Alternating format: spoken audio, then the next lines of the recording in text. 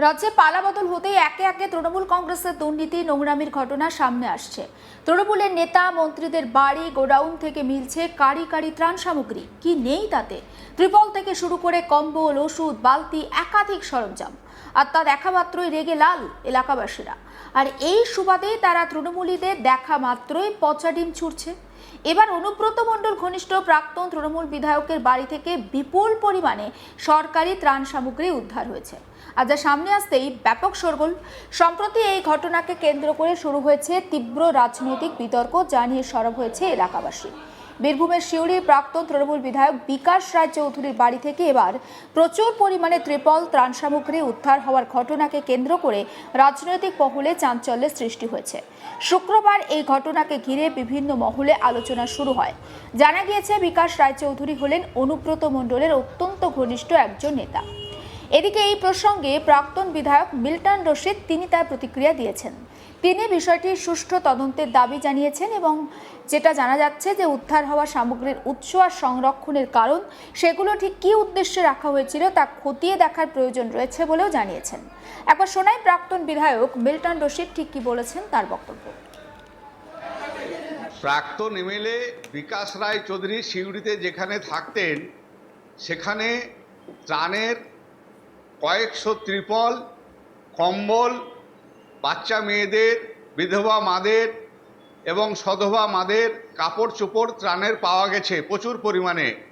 এবং যেখানে পাওয়া গেছে সেটা হলো আরেকজন জেলা পরিষদের মেম্বার আঁখি অধিকারী। আমি সরকারের কাছে জানতে চাইছি যে এই যে ত্রাণের ত্রিপল পাওয়া যাচ্ছে, কয়েকদিন আগে ইলামবাজারে পাওয়া গেল, চন্দ্রনাথের বিরুদ্ধে কিছু হলো না, আবার এই বিকাশ রায় চৌধুরীর ওখানে পাওয়া গেল, আঁখি অধিকারীর বাড়িতে পাওয়া গেল।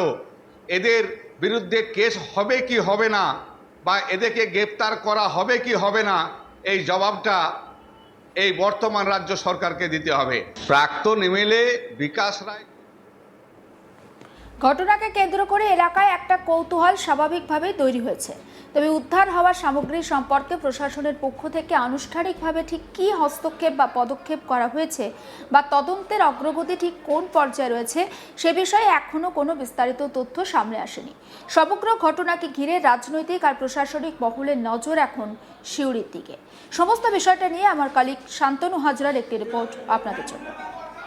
দেখা গিয়েছে যে রাজ্য জুড়ে রীতিমতোভাবে বিভিন্ন যে তৃণমূলের প্রাক্তন বিধায়ক হোক বা পরাজিত বিধায়ক হোক, তাদের যে বসার জায়গা বা তৃণমূলের কার্যালয় হোক, সেই সমস্ত জায়গা থেকে যে সরকারি ত্রাণ সামগ্রী কখনো কোথাও থেকে বের হয়েছে লুঙ্গি, কোথাও থেকে শাড়ি, কখনো ত্রিপল, কখনো কম্বল, তো কখনো শিশুদের যে সামগ্রী, পোশাক বিতরণ করে, পোশাক সরকারি যে প্রকল্প, শিশুদের জন্য পোশাক, সাধারণ জনতাদের জন্য যে ধরনের ত্রাণ সামগ্রী রয়েছে, সেই ত্রাণ সামগ্রী মূলত তৃণমূলের যে দলীয় কার্যালয় রয়েছে, সেই কার্যালয় কিন্তু একেবারে ছাপা পড়লেই এই ধরনের চিত্র কিন্তু বারবার রাজ্য জুড়ে বেরিয়ে আসছে।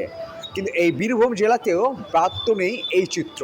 এবার দেখা গেল যে সিউড়ি বিধানসভার অনুব্রত ঘনিষ্ঠ যে বিধায়ক বিকাশ রায় চৌধুরী 2026-এ তিনি যখন কোনো সিউড়ি বিধানসভা থেকে টিকিট পাননি, ঠিক টিকিট না পাওয়ার জন্য তিনি যখন গুসা করেছিলেন, এই 2026-এ তৃণমূলে যে প্রার্থী রয়েছে উজ্জ্বল চট্টোপাধ্যায়, তার প্রচারে তিনি বেরোচ্ছিলেন না।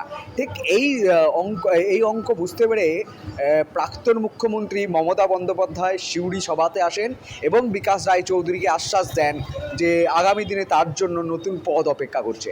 সেই বিকাশ রায় চৌধুরী আবার তারপরে উজ্জ্বল চট্টোপাধ্যায়ের হয়ে কিন্তু প্রচারে বেরোয়। এবার দেখা গিয়েছে যে এই তৎকালীন বিধায়ক বিকাশ রায় চৌধুরী সিউড়ি বিধানসভা থেকে তিনি জয়যুক্ত হয়েছিলেন, এবছরে হয়তো টিকিট পাননি, কিন্তু তিনি কিন্তু একজন প্রাক্তন বিধায়ক হিসাবেই পরিচিত সিউড়ি এলাকায় যে এই এলাকায় জেলা পরিষদের যে একজন কর্মদক্ষ রয়েছে আঁখি অধিকারী, সেই আঁখি অধিকারীর বাড়িতেই তার কাছেই তার বসবাস ছিল।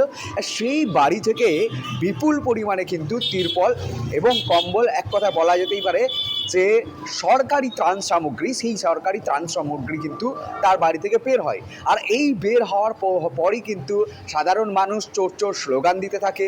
অন্যদিকে অন্যান্য যে রাজনৈতিক দল রয়েছে কংগ্রেস, জাতীয় কংগ্রেসের যে নেতা মিল্টন রশিদ, বীরভূম জেলার জাতীয় কংগ্রেসের নেতৃত্ব মিল্টন রশিদ, অন্যদিকে বাম সমর্থকদের যে নেতৃত্বরা রয়েছে, গৌতম ঘোষ হোক বা এসইউসিআই নেতা হোক, একেবারে বাম নেতৃত্বে এবং কংগ্রেস সকলেই কিন্তু এই তৃণমূলকে কটাক্ষ আক্রমণ করছে।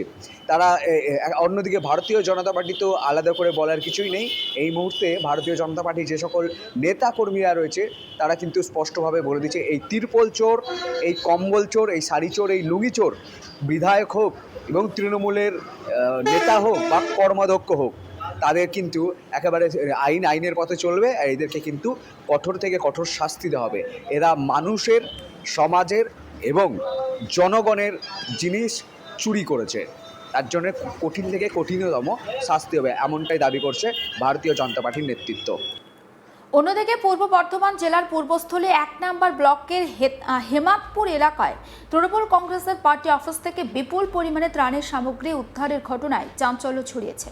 জানা গিয়েছে, পূর্বস্থলী দক্ষিণ বিধানসভা কেন্দ্রে প্রাক্তন বিধায়ক তথা রাজ্যের প্রাক্তন মন্ত্রী স্বপন দেবনাথ তার বিধায়ক তহবিল বা এমএলএ কোটায় অবশিষ্ট থাকা ত্রাণ সামগ্রী উদ্ধারের জন্য পূর্বস্থলী 1 নম্বর ব্লকের বিডিওর কাছে আবেদন জানান।